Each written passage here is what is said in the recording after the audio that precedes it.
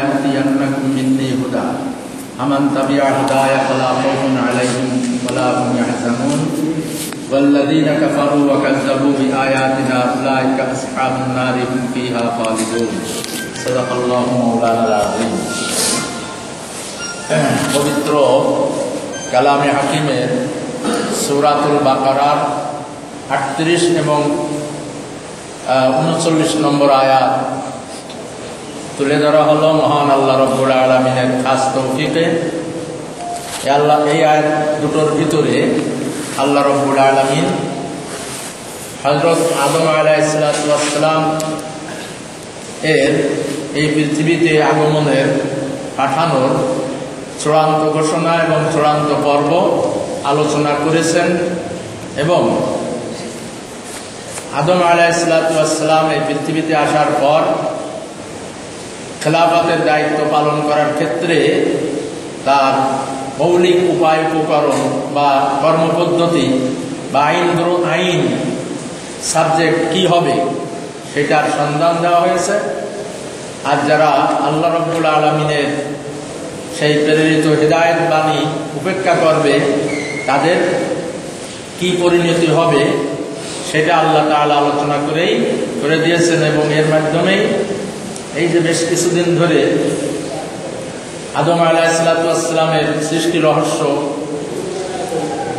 খেলাফতের দায়িত্ব দিয়ে প্রেরণের যে একটা বড় রকমের ঘটনা দীর্ঘদিন বেশ কিছুদিন ধরে আমরা শুনতেছি, তার শেষ পর্ব শেষ বিষয় আজকে আলোচনায় চলে আসবে। গতদিনের আলোচনায় এসেছিল যে হযরতে আদম এবং হাওয়া আলাইহিমাস সালাতু ওয়াস সালাম শয়তানের প্ররোচনায় প্ররোচিত হয়ে যখন আল্লাহ তাআলার হুকুম লঙ্ঘন করে ফেললেন তখন তারা এই যে ভুল কাজ, আল্লাহর হুকুম অমান্য করা হয়ে গেল, এর কারণে আল্লাহ রাব্বুল আলামিন তাদেরকে ধমক দিয়েছিলেন।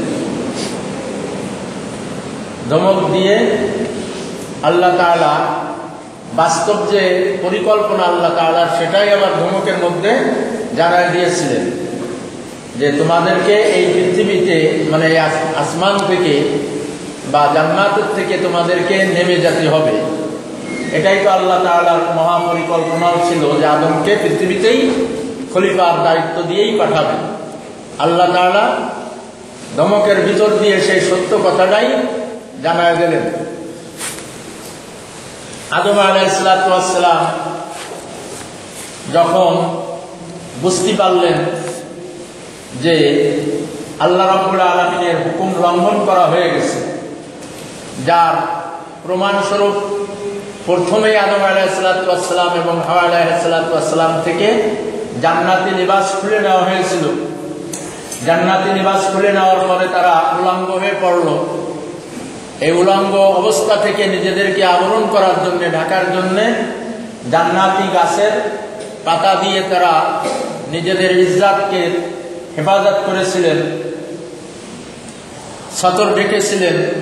ওখানেই ওই পর্ব থেকেই হযরত আদমের বোঝা হয়ে গেছিল যে আল্লাহ রাব্বুল আলামিনের হুকুম লঙ্ঘন করা এটা প্রমাণিত হয়ে গেছে আল্লাহ রাব্বুল আলামিনের দরবারে।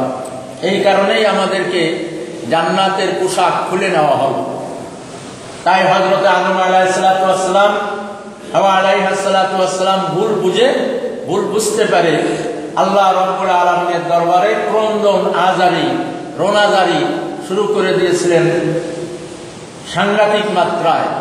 কিতাবের বর্ণনা আসছে, হযরত আদম আলাইহিস সালাম তাফসীরের কিতাবে আসছে, হযরত আদম আলাইহিস সালাম এত ক্রন্দন করেছিলেন যে সমস্ত বনি ইনসান, সমস্ত বনি আদমের ক্রন্দনের চোখের পানি যদি একত্রিত করা হয় হযরত আদম আলাইহিস সালামের জড়িত অশ্রুর কাছেও সেটা নগণ্য বলে বিবেচিত হবে। এত ক্রন্দন, এত ব্যথা পেয়েছিলেন হযরতে আদম আলাইহিস সালাম যে আল্লাহ রাব্বুল আলামিন আমাকে সৃষ্টি করলেন এত মহব্বতের সঙ্গে, আমি আদম সেই মহান রব্বুল আলামিনের হুকুম লঙ্ঘন করে ফেলেছি, এই ব্যথা কাতর হয়ে হযরতে আদম আলাইহিস সালাম আল্লাহর দরবারে অঝর ঝরন্ত অশ্রু ফেলে ক্রন্দন করতেছিলেন। তাফসীরের কিতাবে আসছে হযরত আদম আলাইহিস সালাম এতটা অনুতপ্ত হয়েছিলেন, লজ্জিত হয়েছিলেন, নিজেকে এত লজ্জিত মনে করতেছিলেন যে আর মাথা এই নিচা করার থেকে মাথা উঁচু করে আর তাকাননি, আল্লাহর দিকেও তাকাননি, আর উপরের দিকে মাথা উঁচাই করেননি। ওই মাথা যে নিচে করলেন কাঁদতে কাঁদতে অনুতপ্ত হয়ে, ওই অবস্থায় উনি দুনিয়ায় চলে এসেছিলেন। আদম আলাইহিস সালাম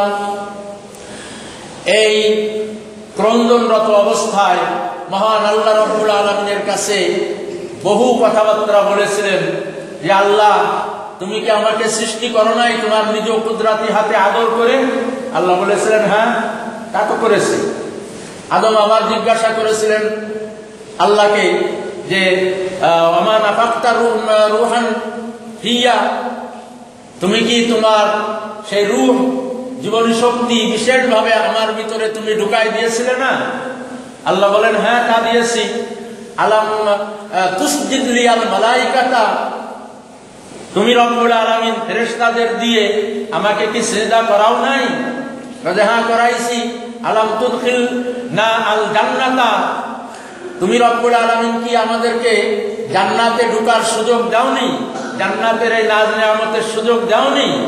আল্লাহ রাব্বুল আলামিন বললেন যে হ্যাঁ দিয়েছি।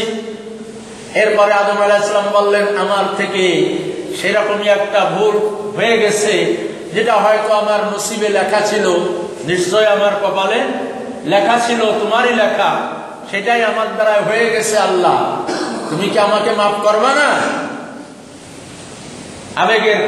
আবেগের ভাষায় আদম আলাইহিস সালাম আল্লাহর কাছে জিজ্ঞাসা করেছিলেন, এরপরেও কি তুমি আমাকে মাফ করবা না? আমি যদি অনুতপ্ত হয়ে কাঁদতেছি, তুমি কি এই ক্রন্দন করে আমাকে আবার জান্নাতে কি ঠাঁই দিবা না? আল্লাহ রাব্বুল আলামিন বললেন হ্যাঁ, অবশ্যই দেব।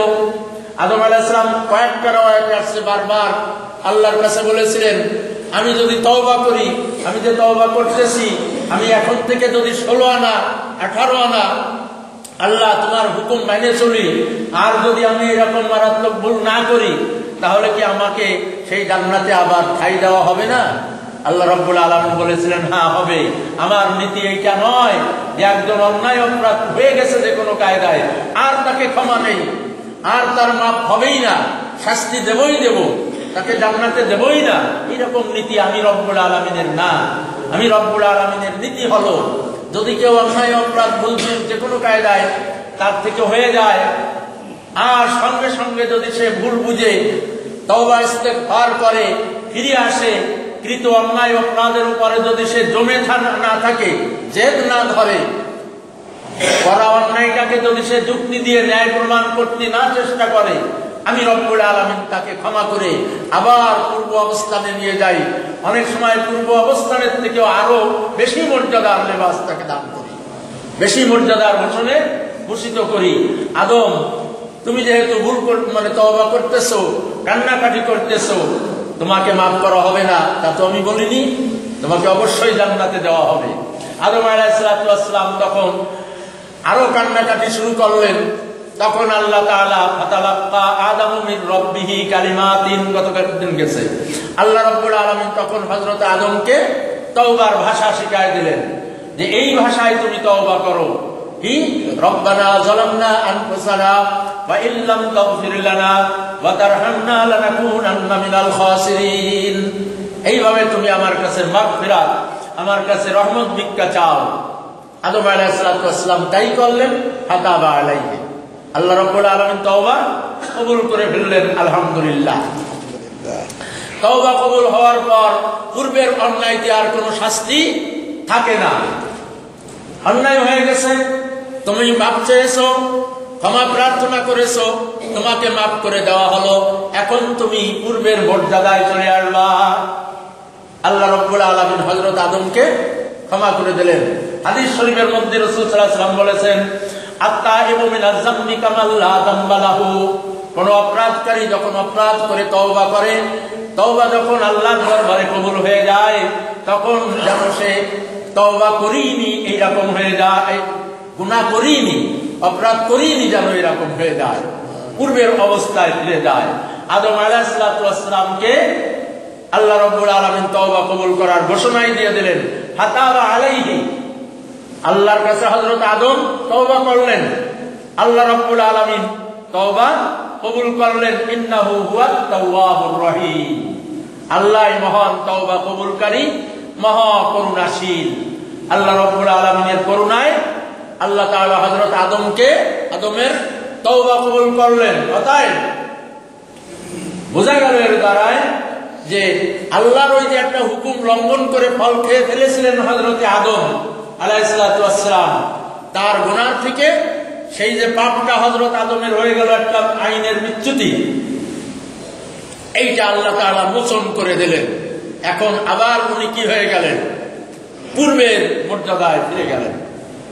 সুতরাং বাইবেল যে কথা বলেছে, খ্রিস্টানরা যে কথা বলে, তাদের যেই বর্তমান সৃষ্ট বাইবেলেও আছে যে আদম আলাইহিস সালাম আল্লাহর হুকুম ওইটা লঙ্ঘন করে যে পাপ করেছিলেন, সেই পাপের বোঝা নিয়েই তাকে দুনিয়ায় আসতে হয়েছিল।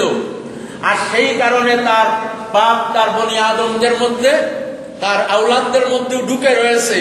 এই পাপ থেকে বনি আদমদেরকে পাপ থেকে মোচন করার জন্য আল্লাহ রাব্বুল আলামিন ঈসা আলাইহিস সালামকে নিজের ছেলে বানিয়ে পাঠালেন। এবং সেই ছেলে, আল্লাহর সেই মমতাময়ী ছেলে হযরত ঈসা আলাইহিস সালাম শুলিতে চড়ে নিজেকে আত্মাহুতি দিয়ে সেই বনি আদমের পাপকে মোচন করে দিয়ে গেলেন। কারা বলে এই কথা? খ্রিস্টান। বাইবেলে কথা বলা হয়েছে, এটা চরম মিথ্যা কথা, চরম মিথ্যা কথা। এক নম্বর মিথ্যা কথা এটা হলো কোরআনের সাথে সাংঘর্ষিক। কোরআন বলেছে আল্লাহ তাআলা তার তওবা কবুল করে নিয়েছেন, আর তওবা কবুল করার অর্থ হলো পাপ মোচন হয়ে গেছে, পাপ মোচন হয়ে গেছে। ইন্নাহু হুয়াত তাওয়াবুর রহিম, পাপ মোচন হয়ে গেছে। মোচন হয়ে গেল যে এই পাপ আল্লাহর ঘোষণায় কোরআনে, সেই পাপ আবার আদমের মধ্যে থাকলো কি করে? আর সেই পাপের ভাগী যে তাদের বনি আদমের উপরে বর্তালো কি করে? আর যা থেকে মোচন করার জন্য আল্লাহ নিজের সন্তান, ওদের ভাষায়, খ্রিস্টানদের ভাষায়, নিজের সন্তান ঈসা আলাইহিস সালামকে পাঠালেন। আর ঈসা আলাইহিস সালাম শুলিতে চড়ে আত্মাহুতি দিয়ে গোটা বনি আদমের পাপ মোচনের ব্যবস্থা করে গেছেন। সবাই বলেন নাউজুবিল্লাহ। একথা মোটেই সত্য নয়। কারণ আমি আগেই বললাম, একটু আগেই দেখালাম যে এটা কোরআনের ঘোষণার সঙ্গে অসঙ্গতিপূর্ণ। একটা অসুবিধাই কথা মানলে যে কোরআনের সাথে সংঘর্ষ হয়। দুই, আল্লাহ রাব্বুল আলামিন একজন পাপ ডুবন্ত ব্যক্তিকে, যে এখনো অন্যায় বা কৃত অপরাধের মধ্যে ঝুলন্ত রয়েছে, এইরকম একজন ব্যক্তিকে প্রথম নবী বানায় পৃথিবীতে পাঠাতে পারেন না। তাই হয়ে যাবে, ওদের কথায় তাই হয়ে যাচ্ছে। খ্রিস্টানদের এই কথা বা বাইবেলের ওই উক্তি যদি সত্য মনে করা হয়, তাহলে কোরআনের প্রথম লঙ্ঘন আল্লাহ তওবা কবুল করেছেন আদমের, এটা কোরআনে আসছে। ওদের কথায় বোঝা যায় তওবা কবুল করিনি। এক। দ্বিতীয়ত, ওই বাইবেল বা খ্রিস্টানদের কথা যদি মেনে নেওয়া হয়, তাহলে দ্বিতীয় সমস্যা আসে যেটা, সেটা হলো আল্লাহ রাব্বুল আলামিনের একটা চূড়ান্ত মূলনীতির খেলাফ হয়ে যায়। আল্লাহর চূড়ান্ত মূলনীতি কি? নিষ্পাপ ব্যক্তিকে ছাড়া নবুয়াতের মর্যাদা দিয়ে আল্লাহ তাআলা পৃথিবীতে কাউকে পাঠাবেন না। নিষ্পাপ সৎ ব্যক্তি ব্যতীত কেউ নবুয়াত লাভ করবে না। আদম আলাইহিস সালামকে তো আল্লাহ তাআলা নবী বানাই দুনিয়ায় পাঠালেন। এখন নবী হওয়ার পরেও যদি সেই পাপ, আল্লাহর হুকুম লঙ্ঘনের যে অপরাধ, এটা আপনার মধ্যে থাকে, তাহলে আল্লাহ তাআলা নবী প্রেরণের যে মূলনীতি আল্লাহ তাআলা, তার কি হয়ে যায়? খিলাফ হয়ে যায়। দুই, খ্রিস্টানদের কথা মানে নিলি। দুই, তৃতীয়, খ্রিস্টানরা যা বলেছে বা বাইবেল যে বলে যে মানে আল্লাহ তার সন্তান ঈসা আলাইহিস সালামকে পাঠাইয়ে ছুরি চড়াইয়ে আত্মাহুতি দিয়াইয়ে সেই পাপ মোচন করেছেন, এই কথা যদি মেনে নেওয়া হয়, তাহলে কোরআন শরীফের অন্য আর একটা আয়াতের সঙ্গে সংঘর্ষ সৃষ্টি হয়। সেটা কি? আল্লাহ তাআলা এই কোরআনে স্পষ্টভাবে বলেছেন, ওমা কাতালুহু ওমা সালাবুহু ইয়াকিনা বার রাফাআহু আল্লাহু ইলাইহি। হযরত ঈসা আলাইহিস সালাম কে খ্রিস্টানরা সেই সময় দুষ্কৃতিকারীরা হত্যা করতে পারে নাই, ছুরিতে চড়াতেও পারে নাই। হত্যায় শুলিবিদ্ধ হয়ে হত্যা এর শিকার হযরত ঈসা আলাইহিস সালাম হন নাই। বার রাফাআহু আল্লাহু ইলাইহি, বরং হযরত ঈসা আলাইহিস সালামকে আল্লাহ রাব্বুল আলামিন তার কাছে তুলে নিয়েছেন। আহুয়া হাইয়ুন ফিস সামা, আসমানে যেখানে আল্লাহ রাব্বুল আলামিনের মর্জি হয়েছে সেখানে হযরত ঈসা আলাইহিস সালাম এখনো জীবিত অবস্থায় আছেন এবং জীবিত অবস্থায় থাকবেন যতদিন পর্যন্ত দুনিয়ায় আসে, দুনিয়ায় তার স্বাভাবিক মৃত্যু না হবে। কিয়ামতের আগে হযরত ঈসা আলাইহিস সালাম আসবেন। ঈসা আলাইহিস সালাম যে মনোকামনা ছিল আখিরি নবীর উম্মত হবেন, সেই মনোবাঞ্ছনা আল্লাহ তাআলা পূরণ করবেন দুনিয়ায় পাঠিয়ে আখিরি নবীর উম্মত বানাইয়ে। এরপরে ঈসা আলাইহিস সালাম সংসার ধর্ম পরিচালনা করবেন, আল্লাহর হুকুম বাস্তবায়ন করবেন আল্লাহর জমিনে। এরপরে আল্লাহ রাব্বুল আলামিনের ফয়সালা যখন হবে, ঈসা আলাইহিস সালামের মৃত্যু এই দুনিয়াতেই হবে, এই দুনিয়ায় তার দাফন হবে। এটা কোরআনের বাণী, কোরআনের কথা। অথচ ওরা বলতেছে ঈসা আলাইহিস সালাম শুলিতে চড়ে আত্মাহুতি দিয়ে বনি আদমের পাপ মোচন করেছেন। আমি কয়েকটা পয়েন্ট দেখালাম যে খ্রিস্টানদের ওই কথা, বাইবেলের ওই কথা যদি সত্য হয় তাহলে এই সমস্যাগুলো দেখা দেয়। পাশাপাশি আর একটা অযৌক্তিক বিষয়ও সামনে আসে। সেটা কি? আচ্ছা ঠিক আছে, ধরে নিলাম খ্রিস্টানদের ওই কথা বা বাইবেলের ওই বর্তমান পরিবেশিত বাইবেল, মূল বাইবেলেও সব নেই। আল্লাহর প্রেরিত যে ইনজিল তাতে এই সমস্ত বাহুল্য কথাবার্তা, উদ্ভট মিথ্যা কথাবার্তা নাই। ওরা এই সমস্ত খ্রিস্টানরা ওটাকে কি করেছে? পরিবর্তন করেছে, ওদের মন মতন কথা ঢুকাইছে। অরিজিনাল যে মূল বাইবেল, আল্লাহ রাব্বুল আলামিনের নাযিল করা যে ইনজিল, সেটার মধ্যে কোথাও নেই ঈসা আলাইহিস সালাম আল্লাহর ছেলে। নাউযুবিল্লাহ, কোথাও নেই। অথচ এই খ্রিস্টানরা বাইবেলকে বিকৃতি করে ওর ভিতরে কি করেছে? ওর মধ্যে এই সমস্ত মিথ্যা তথ্য সংযোজন করে দিয়েছে। তো আমি যে কথা বলতে চাইছিলাম যে আরো একটা অযৌক্তিক কথা, বাইবেলের ওই পরিবেশিত তথ্য নিয়ে করে নিলে, বিশ্বাস করে নিলে আর একটা সব অযৌক্তিক বিষয় সামনে আসে। সেটা কি? ধরে নিলাম যুক্তির খাতিরে, তর্কের ক্ষেত্রে ধরে নিলাম যে হ্যাঁ, ঈসা আলাইহিস সালাম মানে আদম আলাইহিস সালাম ওই পাপ অবস্থাতেই, আল্লাহর হুকুম লঙ্ঘন করার ওই অপরাধ অবস্থা নিয়েই, অমার্জিত হয়েই, উনি পাপ মোচন ছাড়াই দুনিয়া এসেছিলেন। ঈসা আলাইহিস সালাম আল্লাহর ছেলে, উনি এসে শুলিতে চড়ে নিজের জীবন দিয়ে সবাই পাপ মুক্ত করে দিয়ে গেলেন। তো ঈসা আলাইহিস সালাম শুলিতে চড়ে পাপ মুক্ত হয়েছেন। তো ঈসা আলাইহিস সালাম যেদিন আর উনি শুলিতে চড়ে মারা গেছেন, তখন যারা ছিল তখন থেকে ধরে নিলাম, তখন যারা ছিল পৃথিবীতে এবং কিয়ামত পর্যন্ত যারা হবে তাদের পাপ মোচন হতে পারে। ঈসা আলাইহিস সালামের আগে যারা চলে গেছেন তারা কি বনি আদম না? এবং তারা তো অনেক নবী, মুসা আলাইহিস সালাম, দাউদ আলাইহিস সালাম, এগুলো কত নবী। ঈসা আলাইহিস সালামের পরে তো আর কোনো নবী নেই আমাদের মুহাম্মদ সাল্লাল্লাহু আলাইহি ওয়াসাল্লাম ছাড়া। তাহলে নবুয়তের পুরা কাতার, নবীদের পুরা কাতার সহ তাদের উম্মতরা কত? এগুলো তো বনি আদম। এদের পাপ মোচন করবে কিনা? এরা এই যে নবীগুলো, আইয়ুব আলাইহিস সালাম, জাকারিয়া আলাইহিস সালাম, লুকমান আলাইহিস সালাম, হাকিম, এইভাবে আরো কত শত হাজার লক্ষ নবী চলে গেছেন ঈসা আলাইহিস সালামের আগে, এবং তাদের উম্মতরাও গেছেন।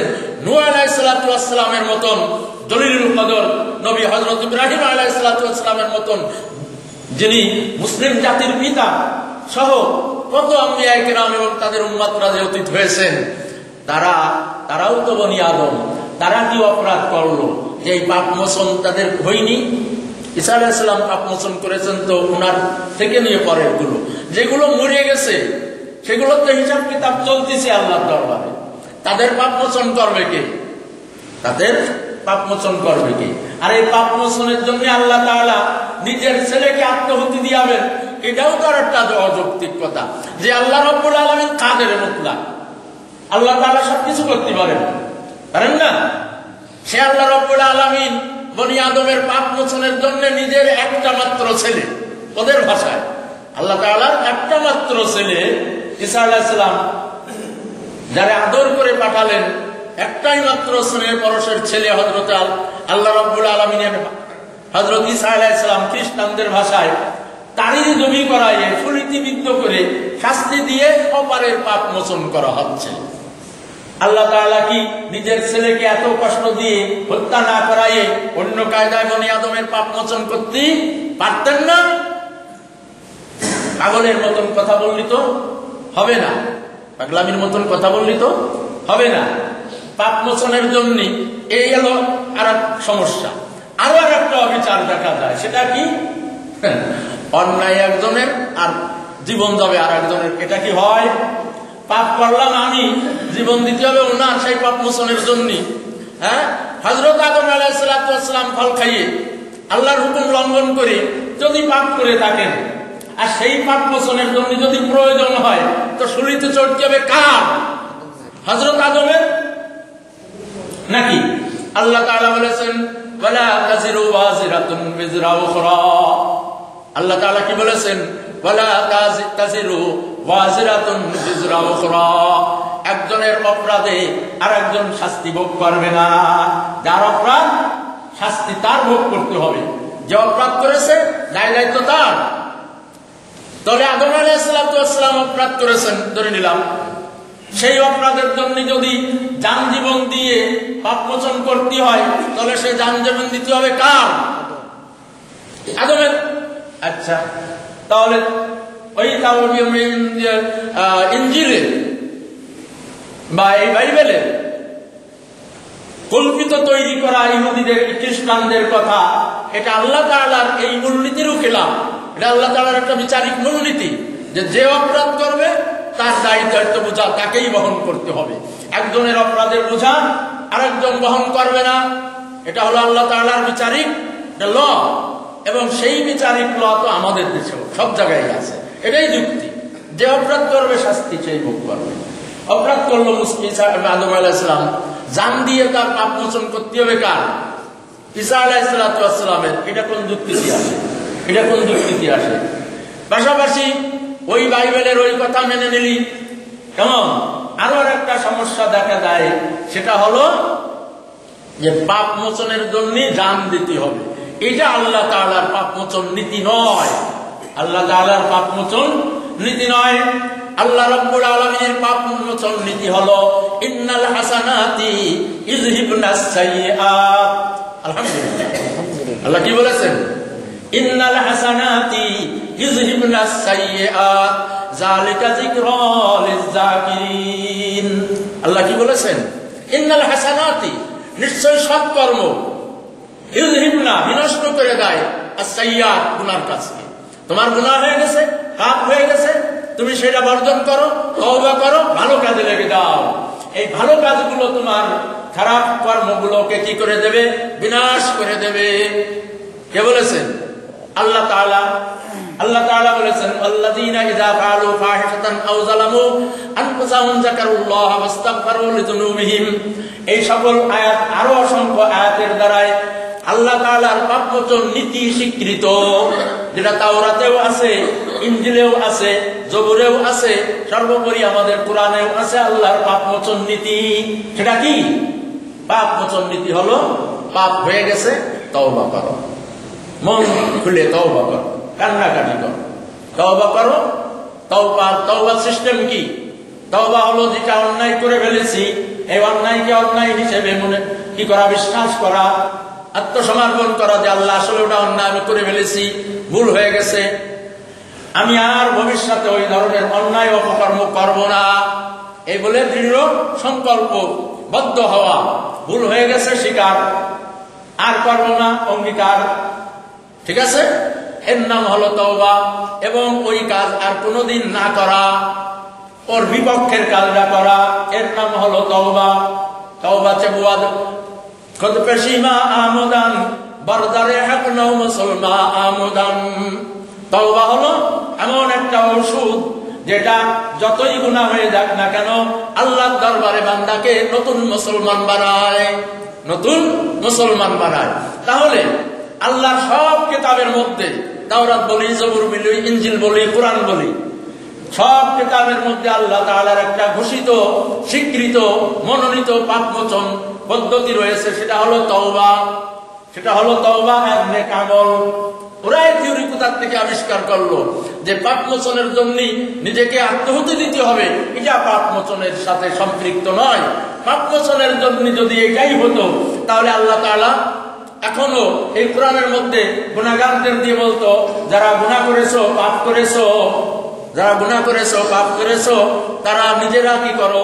আত্মহত্যা করো, আত্মহতি দাও, বা নিজের আওলাদদের মধ্যে একটারে ধরে দিয়াই দাও, শুলিবিদ্ধ করে দাও, নাই ফাঁসিতে চড়াই দাও, ফাঁসি দিয়ে দাও একটারে, নিজে ফাঁসিতে চলো, নতুবা নিজের ছেলেদের আওলাদের মধ্য থেকে কাউকে ফাঁসিতে ঝুলাও। গোষ্ঠীর পাপ উদ্ধার হয়ে যাবে, গোষ্ঠীর পাপ মোচন হয়ে যাবে। আল্লাহ তাআলা কি কোথায় কথা বলেছেন? অতএব পাপ মোচনের জন্য মানে ঈসা আলাইহিস সালামের হত্যা হতে হবে, এটা একটা অলিক কথা ছাড়া, বাহুল্য মিথ্যা বানোয়াটি কথা ছাড়া কিছুই নয়। আদম আলাইহিস সালাম নিষ্পাপ হয়ে পৃথিবীতে চলে এসেছিলেন, আল্লাহ আদমের তওবা কবুল করেছিলেন। যেহেতু আল্লাহ তাআলা তওবা কবুল করে নবুয়তের মর্যাদা দিয়ে নিষ্পাপ করে দুনিয়ায় পাঠিয়েছিলেন, অতএব তার পাপ মোচনের জন্য, পাপ থাকারই কোনো অবকাশ নাই মোচনের জন্য ঈসা আলাইহিস সালামের শুলিবিদ্ধ হওয়া অযৌক্তিক, মিথ্যা বানাওয়াটি। ফাতাবা আলাইহি ইন্নাহু হুয়াত তাওয়াবুর রহিম। আল্লাহ তাআলা তওবা কবুল করলেন। এবার সসম্মানে আল্লাহ রাব্বুল আলামিন ঘোষণা দিচ্ছেন, কুলনা হাবিতু মিনহা জামিআ। ও আদম, ও হাওয়া, তোমরা সকলেই নেমে যাও। এখন তোমাদেরকে পৃথিবীতে নেমে যেতে হবে। আমার দেওয়া দায়িত্ব, খেলাফতের দায়িত্ব তোমাদের কাঁধে তুলে দেওয়া হলো। তোমার আমার ফরমান অনুযায়ী, আমার মর্জি অনুযায়ী এখন টাইম এসে গেছে তোমাদেরকে নেমে যাওয়া। আমি সেইটা নামাতে চাই। আমি চেয়েছিলাম না মাঝপথে তোমাদের কি হয়ে যাক, এই ফল খেয়ে একটু লাইন ব্রেক হয়ে যাক, তারপরেও সেটা হয়ে গেছে। ওর মধ্যেও আল্লাহ তাআলার অনেক হিকমত আছে, যা পূর্বে আমি আমাদের আলোচনার বাঁকে বাঁকে আমি কিছু কিছু কথা বলে আসছি। আদম আলাইহিস সালামকে একটা পরীক্ষা নিতে চেয়েছিলেন। এই পরীক্ষার উপযুক্ত স্থান ছিল বেহেশত, কারণ দুনিয়ার উপযুক্ত স্থান না। কেন? দুনিয়ায় পাঠাইয়ে পরীক্ষা নিয়ে আইয়ে ইবলিস দিয়ে ভুল করাইয়ে, যদি ভুল করায় ফেলানো হয় দুনিয়ায়, তাহলে নবুয়তের যে শান, নবুয়তের যে আকীদা, সেটা থাকে না। নবুয়তের আকীদা কি? নবীরা নিষ্পাপ থাকবে, নবীরা কোনোদিন দুনিয়ায় অন্যায় করবে না। এই জন্য অন্যায় করা করি যে পরীক্ষা টরীক্ষা যা কিছু প্রয়োজন ছিল আল্লাহর, সব ওই জগতে ফিনিশ করে আদমকে নিষ্পাপ, আবার নিষ্পাপ ঘোষণা দিয়ে এরপরে আল্লাহ তাআলা বললেন, কুলনা হাবিতু, নেমে যাও তোমরা, মিনহা, এই জান্নাত থেকে, জামিয়া, সবাই। এটা কোনো পানিশমেন্ট না, এটা কোনো অপরাধের শাস্তি না, কারণ এটা আল্লাহর পূর্ব সিদ্ধান্ত যে আমি দুনিয়ায় তোমাদেরকে পাঠাবো। তাহলে এটাকে শাস্তি বলা হবে কেন? কোন কোন লোক এখানে ভুল করে বসে যে আদম আলাইহিস সালাম আল্লাহর হুকুম লঙ্ঘন করে ফেলেছিলেন, তারই শাস্তি স্বরূপ, পানিশমেন্ট স্বরূপ আল্লাহ তাআলা আদমকে জান্নাতের থেকে বহিষ্কার করে দুনিয়ায় পাঠালেন। নাউজুবিল্লাহ। এই যদি বলা হয় তাহলে খলিফা, আমি আদম তোমাকে পৃথিবীতে খলিফা হিসেবে বানাতে চাই, ফেরেশতাদের আল্লাহ তাআলা বলে জানাইছিলেন, এ কথার কোনো অর্থ তো থাকে না, এ কথার কোনো অর্থই থাকে না। এটা কোনো পানিশমেন্ট না, এটা কোনো শাস্তি না। তওবা যখন হয়ে গেছে তাহলে আবার কিসের গুনাহ, আবার কিসের পানিশমেন্ট? তওবার দ্বারাই তো কি হয়ে গেছে, যেটুকু অপরাধ হযরত আদমের হয়েছে সেটা তো তওবার দ্বারাই ফিনিশ হয়ে গেছে, ওই জান্নাতে থাকতি। এখন আবার কোন অপরাধ থেকে গেল যার শাস্তির জন্য জান্নাত থেকে দুনিয়ায় পাঠানো হবে, ওটা উদ্ভাট কথা। এই জন্য কোন অবস্থাতে এই কথা মনে করা যাবে না যে আদমের দুনিয়ায় আগমন এটা জান্নাত থেকে বহিষ্কার, অপরাধের শাস্তি স্বরূপ। এই কথাটা সম্পূর্ণই উদ্ভাট। অনেক বক্তারা বক্তব্যের সময় ওয়াল নসিহাতের মিটিংয়ে আমরা শুনেছি, ছোটবেলার থেকেও শুনি যে তারা এই ধরনের কথা বলে ফেলে। আলেমরা অনেক সময় বলে ফেলে, মোটেই ঠিক না। আবার এক পাশ চিন্তা করে কথা বলতে হবে, এক পাশ চিন্তা করে কথা বলতে হবে।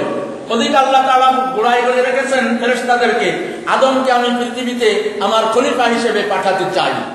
আবার এদিক বলতেছে দুনিয়ায় পাঠাই দিয়ে আল্লাহ জান্নাতে থাকার কথা ছিল, অন্যায় করেছে বলে জান্নাতের থেকে শাস্তি দিয়ে শাস্তি স্বরূপ দুনিয়ায় পাঠানো হলো। সবিরোধী কথা না আল্লাহ, এটা সবিরোধী হয়ে যাবে না? অতএব এটা কোনো অন্যায় শাস্তির জন্য না, অন্যায় ওনার হয়ে গেছিল সেও ঠিক, সে অন্যায়ের জন্য তওবা করেছেন, তওবায় ওনার অন্যায় মার্জনা হয়ে গেছে। এখন আবার কোন শাস্তির জন্য দুনিয়া পাঠানো হবে? এটা কোনো শাস্তির জন্য নয়, এটা সম্পূর্ণ আল্লাহ রাব্বুল আলামিনের বিধান। আল্লাহ আদম আলাইহিস সালামকে সসম্মানে পাঠানোর জন্য ইহবিতু বহু বচনের শব্দ ব্যবহার করেছেন। কুলনা বিতু মিনহা জামিআ, তোমরা সকলেই নেমে যাও। তাফসীরের ভিতরে যা বলা হোক না কেন, সর্বশেষ সঠিক যেটা এখানে উত্তর বা কারণ, সেটা হলো এই যে এই ইহবিতু বহুশিক বচন ব্যবহার করা হয়েছে এই কারণে যে আদম এবং হাওয়া দুইজনেই শুধু পাঠানো হচ্ছে না, এই আদম হাওয়ার মধ্যে গোটা বনি আদম, গোটা ইনসান জগৎ রয়ে গেছে, সব বনি আদমরা ছিল। এজন্য সবাইকে আল্লাহ রাব্বুল আলামিন সম্বোধন করে বললেন যে তুমি আদম, তুমি হাওয়া এবং ভবিষ্যতে তোমাদের যে আওলাদরা হবে সকলকেই দুনিয়া থেকে মানে জান্নাত থেকে এখন নেমে যেতে হবে। সম্ভাব্য ইনসান আর বর্তমান ইনসান সবাই কি করো, যাও, কি করো, নেমে চলে যাও। এখন তোমাদেরকে এই দুনিয়ায় যেতে হবে, আমার সেই দেওয়া দায়িত্ব, খেলাফতের দায়িত্ব পালন করতে হবে। সবাই নেমে যাও। হযরত আদম আলাইহিস সালাম জান্নাতের থেকে যখন নামে আসতেছিলেন, জান্নাতের মায়া, জান্নাতের মহব্বত হযরত আদম আলাইহিস সালাম বলতে পারতেছিলেন না, কারণ কতদিন ছিলেন কোন বর্ণনায় পাওয়া যায়, তাফসীরের কোন কিতাব কোরআনের মধ্যে এটা উল্লেখ নাই দিনক্ষণ, কারণ কোরআনের উদ্দেশ্য না মূল ঘটনা বর্ণনা করা, ঘটনার ইতিহাস ধারাবাহিকতা সব রক্ষাও করে না কোরআন। কোরআন যেখানে যেটুকু প্রয়োজন সেটা বলেছে, মানুষের হেদায়েতের জন্য যখন যেটা দরকার তখন সেটা বলেছে। এটা ঠিক একটা ঘটনার ইতিহাস আকারে কোরআন বলতে চায়। যাই হোক, এজন্য তাফসীর পাওয়া যায় রাওয়ায়াতের মধ্যে। কোন রাওয়ায়াতে পাওয়া যায় হযরতে আদম আলাইহিস সালাম জান্নাতে ছিলেন 130 বছর। আল্লাহ তাআলা তৈরি করে যখন অন্যায় হয়ে গেল, এরপরে উনি তওবা যখন হয়ে গেল, তওবার পরে 130 বছর ছিলেন। এই 130 বছরে উনি রন্ধন করতেন, আর ওই পিছনের অপরাধের কথা মনে করে উনি কাঁদতেন, অনুতপ্ত হতেন।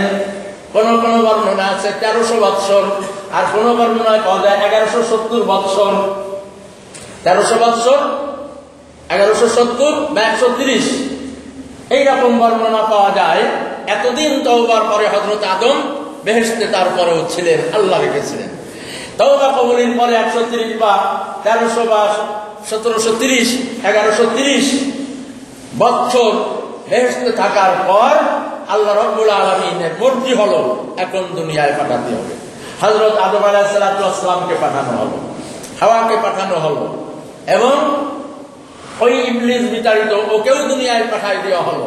দুই গ্রুপ, আমি কইছিলাম কয়েকদিন আগে, দুটো গ্রুপ হয়ে গেল ইবলিস সিজদা না করার কারণে। দুটো গ্রুপ হয়ে গেল, আল্লাহর দল আর শয়তানের দল। শয়তানের দলের নেতৃত্ব দেবে শয়তান ইবলিস, আর আল্লাহর দলের নেতৃত্ব দেবেন হযরতে আদম আলাইহিস সালাম।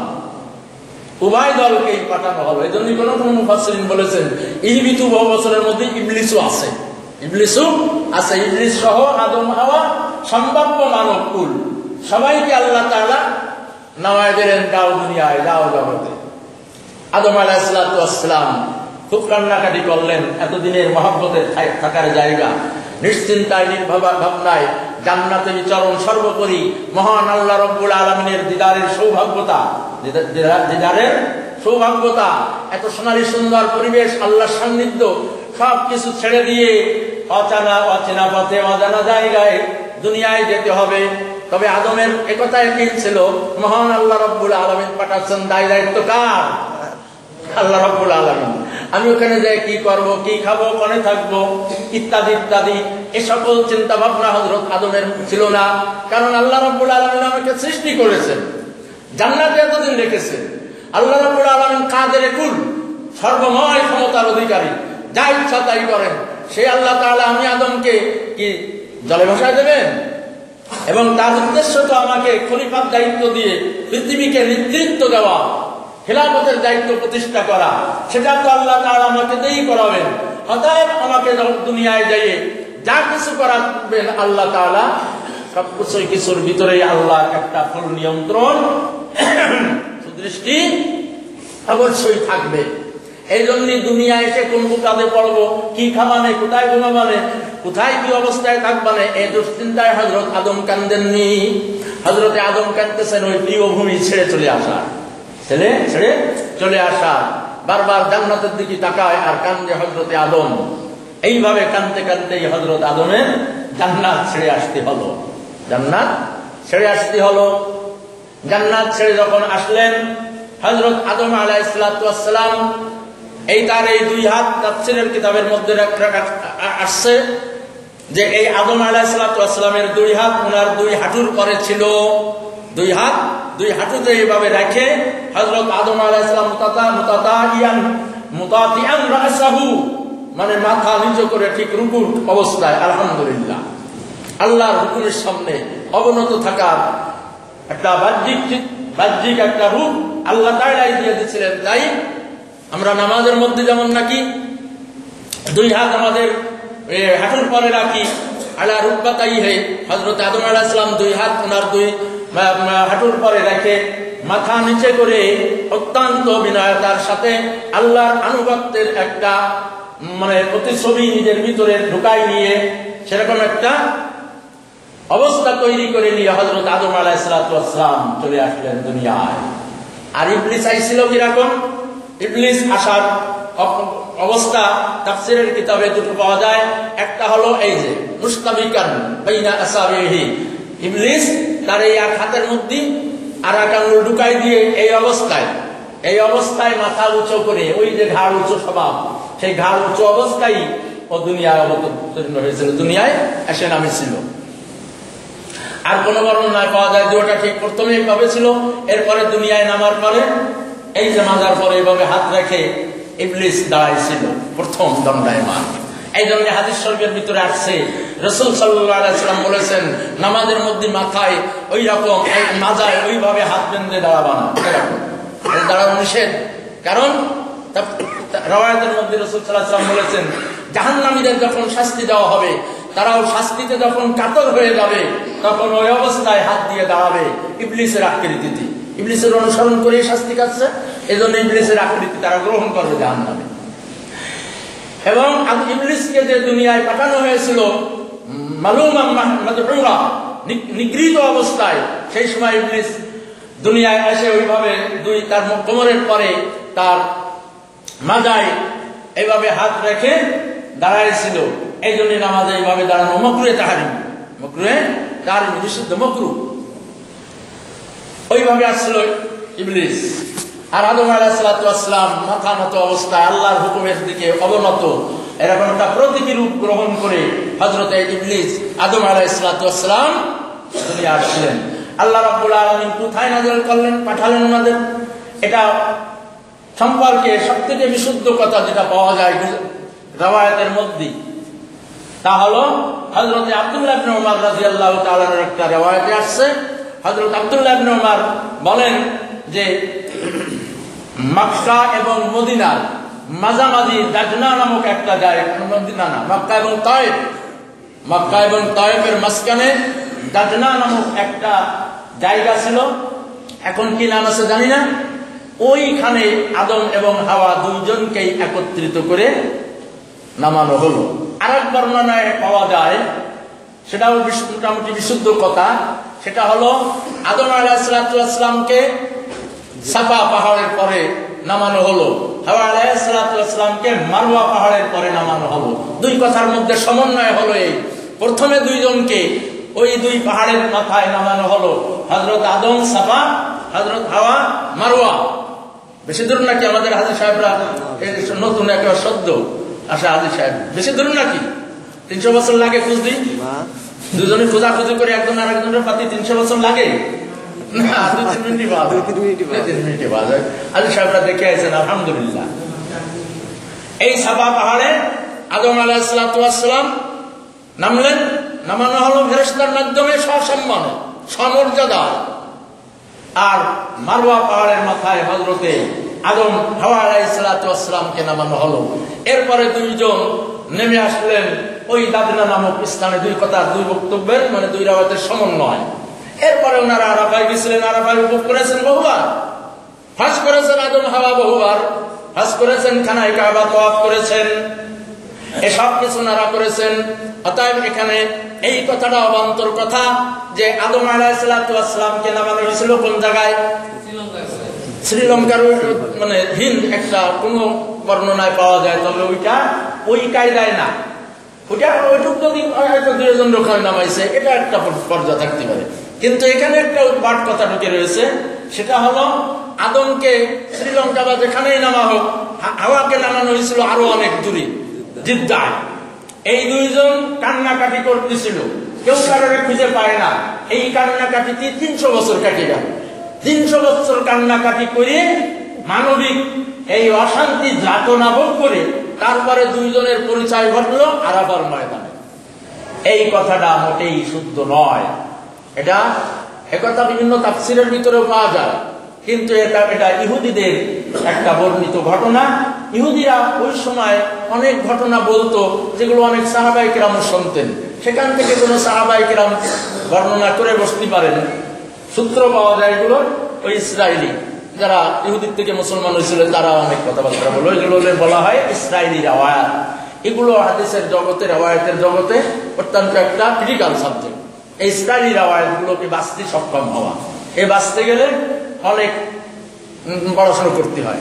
এরপরে অনেক রাওয়ায়াতের কোন আমাদের বর্ণিত রাওয়ায়াতের সাথে সাংঘর্ষিক কিনা, এই রাওয়ায়াতের ইতিহাস কি, কোন সাহাবী বর্ণনা করেছেন, তার সাথে কার সাক্ষাৎ হলো ইত্যাকার অবস্থা নিয়ে এগুলো মুহাদ্দিসিনরা, বিশুদ্ধ মুফাসসিরিনরা এগুলো বিশ্লেষণ করে দেখাই দিয়ে গেছে। যাই হোক, তো ওই যে 300 বছর কান্নাকাটি করবে, অনেকে বলে এই 300 বছর কান্নাকাটি করা লাগেছিল, কেন কান্নাকাটি করতে হবে? প্রশ্নের উত্তর নেই। প্রশ্নের উত্তর হলো ওই যে অন্যায় করেছে, ওই যে অন্যায় করে আইছে, তাই জন্য স্বামী স্ত্রীর মধ্যে বিচ্ছেদ ঘটায় দিয়ে আইছে। আর 300 বছর কান্দে পিটিয়ে মরার মতো নয়, তাই দুইজন এক জায়গায় হতে হয়েছে। কিসের শাস্তি? ওই যে ফল খাওয়ার অপরাধ। আরে বাবা, ফল খাওয়ার অপরাধ তো শেষ, ওটা তো ফাতাবা হয়ে গেছে, ওই বেহেশত থেকেই মার্জনা হয়ে গেছে। এখন আবার তার শাস্তির জন্য 300 বছর কাঁদতে হবে কেন? এর উত্তর পাওয়া যায় না, এর উত্তর পাওয়া যায় না। এই কারণে আমরা গবেষণা দেখেছি এবং ওইটা রাওয়ায়াতগত ভাবে আমরা দেখেছি, ওইটা ইসরায়েলি রাওয়ায়াত অশুদ্ধ কথা, অশুদ্ধ কথা। শুদ্ধ কথা হলো এই মানে যতটুকু আমাদের জানা মতে আমরা যতটুকু মোটামুটি শুদ্ধ বলে বুঝতে পারিছি, সেটা হলো ওই সাফা মারওয়ায় ওনারা অবতীর্ণ হলেন। এরপরে মানে তায়েফ এবং আরাফার মাঝখানে দাজনা নামক স্থানে ওনারা একত্রিত হলেন অল্প পরে। এরপরে ওনারা স্বাভাবিক জীবনযাপন করতে লাগলেন। জান্নাতের থেকে যখন ওনাদেরকে পাঠাই দেওয়া হয়েছিল, জান্নাতের পাতা, গাছের পাতা, হযরত আদম আলাইহিস সালামের মাথায় ছিল একটা মুকুট আকারে। জান্নাতের একটা পাতা, গাছের পাতা মুকুট আকারে ছিল, আলহামদুলিল্লাহ। ওইটা নিয়েই উনি আসিছিলেন এই পৃথিবীতে সসম্মানে। এই রাজ পতাকা, জান্নাতের গাছের পতাকা, রাজ পতাকা আল্লাহ রাব্বুল আলামিন আদম আলাইহিস সালামের মাথায় একটা সম্মানের প্রতীক হিসেবে, রাজ মুকুট হিসেবে আল্লাহ রাব্বুল আলামিন পরায় দিলেন। সেই আদম আলাইহিস সালামের যদি ফল খাওয়ার অপরাধ থেকেই থাকে, যদি এরপরেও থাকবে, এটা তো অবোধগম্য কথা, অবোধগম্য কথা। অর্থাৎ 300 বছরের ক্রন্দন, এটা কোনো বিশুদ্ধ রাওয়ায়াতে আমি পাইনি। আর শাবালি থানভী রহমাতুল্লাহ আলাইহির বায়ানুল কোরআন, মুফতি শফি সাহেব রহমাতুল্লাহ আলাইহির মারিফুল কোরআন, ইদ্রিস কান্দলবী রহমাতুল্লাহ আলাইহির আরেকটা মারিফুল কোরআন সহ আল্লামা ইবনে কাসির, তাফসীর ইবনে কাসির, কুরতুবী, সব তাফসীরের ভিতরে তন্ন তন্ন করে খুঁজেছি আমরা। কিন্তু এছাড়া আরো বিভিন্ন তাফসীরের কিতাব আছে, কাজেন সব আমরা খুঁজেছি, কোথায়ও 300 বছরের তত্ত্ব পাওয়া যায় না, পাওয়া যার আখ্যান কিতাবে পাওয়া গেছে, সেখানে সে প্রমাণ করে দিয়েছেন যে এটা ইসরায়েলি রওয়ায়াত। এটা কি ইসরায়েলি রওয়ায়াত। এরকম ইসরায়েলি কিছু কিছু রওয়ায়াত পাওয়া যায় তাফসীরের ক্ষেত্রে, যেগুলো মারাত্মক ভুলের সৃষ্টি করে মুফাসসিরদের ক্ষেত্রে বিশেষ করে। এই জন্য তাফসীর যারা করবে তাদের ইসরায়েলি রওয়ায়াত সম্পর্কে একটা উৎপত্তি থাকতে হবে। শুধু রওয়ায়াত বা কোনো তাফসীর লেখা থাকলেই শেষ করে বলে দেওয়া এটা নিয়ম না, কারণ অনেক সমস্যা থাকে, অনেক সমস্যা থাকে। যা হোক, হযরত আদম আলাইহিস সালামকে সসম্মানে মহান আল্লাহ রাব্বুল আলামিন পৃথিবীতে পাঠায় দিলেন।